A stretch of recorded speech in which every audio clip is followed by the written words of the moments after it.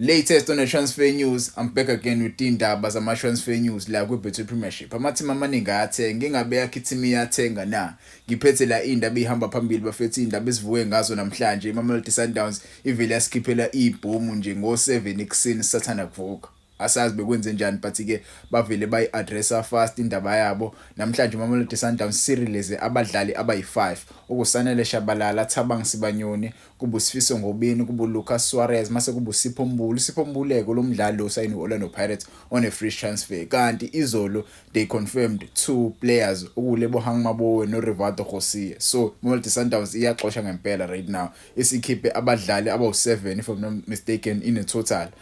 Maybe there are players who might go asazi, but ke I saw istory sa Mudau izolo esihintayo ngempela uthi uMudau ngenzeka ngempela ayishiya iMamelodi Sundowns, but ke right now akakabi clear ukuthi kwenzakalani, but ke ibona laba abadlali abakhishwe iMamelodi Sundowns labo. Usanele Shabalala ugoalkeeper lo wesiwa kwi-development yeKaizer Chiefs if I'm not mistaken. Thabang Sibanyoni striker lesi I think sasilonwe kwi-back Richards Bay FC if I'm not mistaken. Mase kubuSifiso Ngobeni naye umdlali wadedlala kumaZulu adeloniwe. Lucas Suarez umdlali wadedlalela iMamelodi Sundowns ade beqhamuka kwiclub yale eSouth America belonwe kwiSundowns. Right now umjidi uzobuyela kwi-parent club yakhe Sipho Mbuleke. Siyamazi ke bafethu uSipho Mbulu, I don't need to discuss a lot about uSipho Mbulu. There are players bakwi-Sundowns abebeloniwe, but right now asazi ku-unclear ukuthi iSundowns izoba release noma cha. Umdlalo Igodaro right now njengoba ngizwa utrainer neKaizer Chiefs. iKaizer Chiefs ifuna ukumsayina on a permanent deal, yabo. I-striker lesi ade silonwe kumaZulu FC. Asazi noma sizobuya yini kuMamelodi Sundowns noma sizojoyina iKaizer Chiefs. Kwezinye zindaba eziphume namhlanje kuthiwa iMarumo Gallants is set to welcome a significant addition to their squad with the signing of former Kaizer Chiefs midfielder uDarryl Macheke. uDarryl Macheke bafethu umdlali uSamasonke owedlalela iKaizer Chiefs, but ke iMarumo Gallants ifuna uqinisa isquad sayo ngokumsayina umjida. Kwezinye zindaba eziphume namhlanje bafethu, Orlando Pirates ikhiphe elinye ibhomu namhlanje but ke akakabi confirmed, but Orlando Pirates ngindaba engizwile kuthiwa isisayine ucoach omusha weDDC. Head coach omusha weDDC. Menikhumbula kahle ucoach obecoacha iOrlando Pirates kwiDDC uJoseph Dukuduku Makhanya, but ke ngizwe ngeindaba kuthiwa uJoseph Makhanya usepromotiwe usesiza lapha kwi-main team Orlando Pirates. I-technical team ye-main team Orlando Pirates usekhona. So Orlando Pirates decide ukusayina ucoach omusha. Lo coach omusha ubani?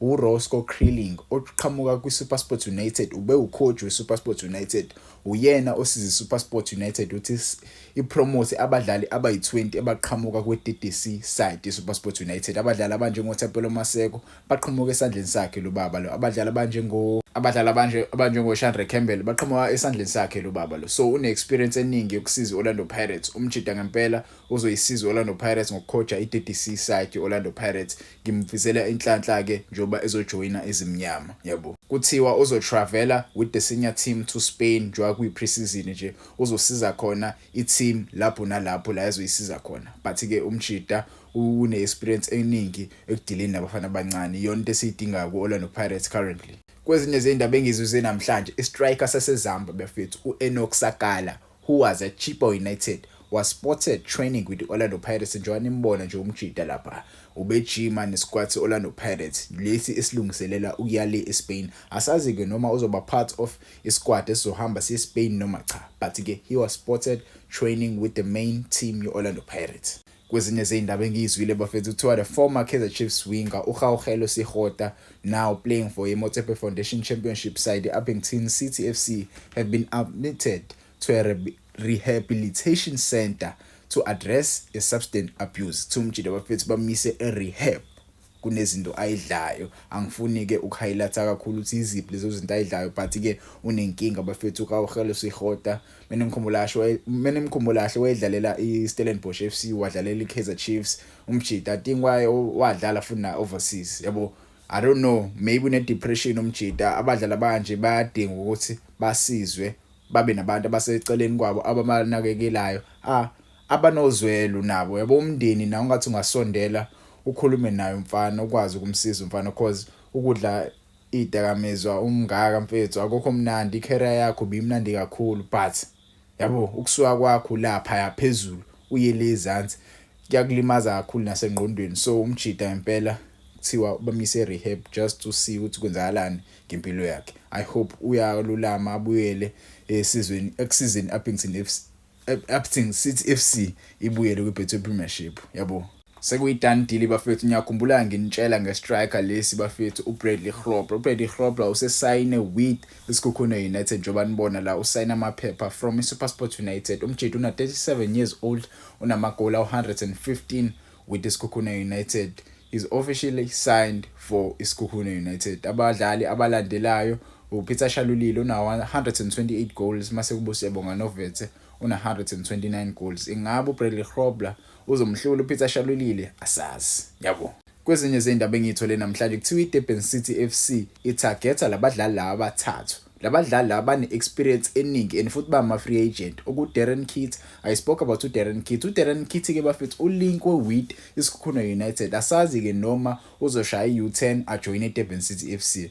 Kube bani futhi omunye umdlali uTyson Hlaja, Tyson from Orlando Pirates player bafethu. I used to hate this player.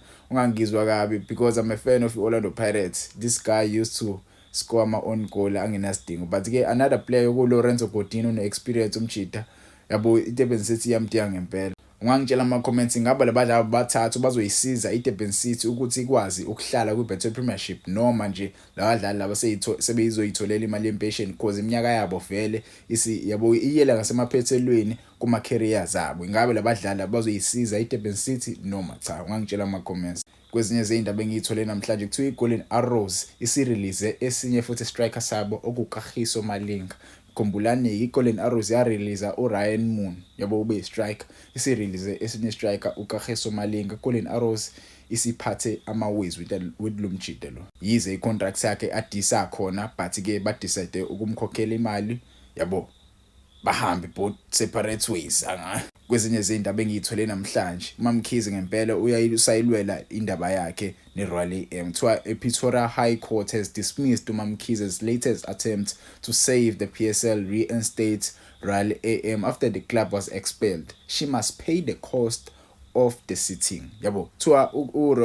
uMamkhize kumele akhokhe imali yeRoyal AM. Le mali le anayo ayikweletu usazi kumele ayikhokhele usazi ukuze abone iclub yakhe ibuyela kwiPSL.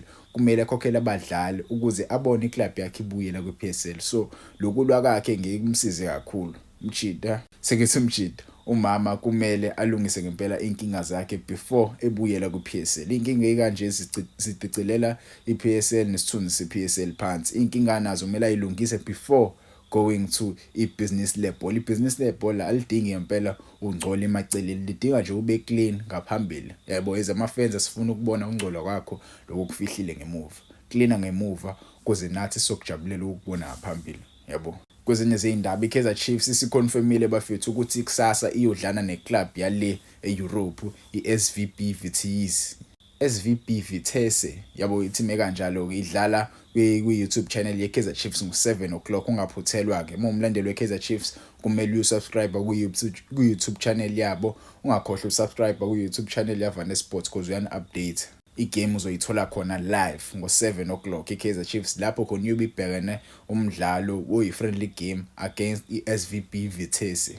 Kwezinye izindaba eziphume namhlanje kuthiwa uCAF Champions League noCAF Confed ama-team azobedlalela lawo ma-competitions wo-2 azo-receive $100K USD mase uyiconverta leyo mali 1.8 million support fee yabo. Adesho ke la uPatrice Motsepe uyasho ukuthi I'm very happy with the process underway to increase by 100% CAF financial contribution to each of the approximately 130 African clubs that participate in the CAF Champions League and the CAF Confederations Cup.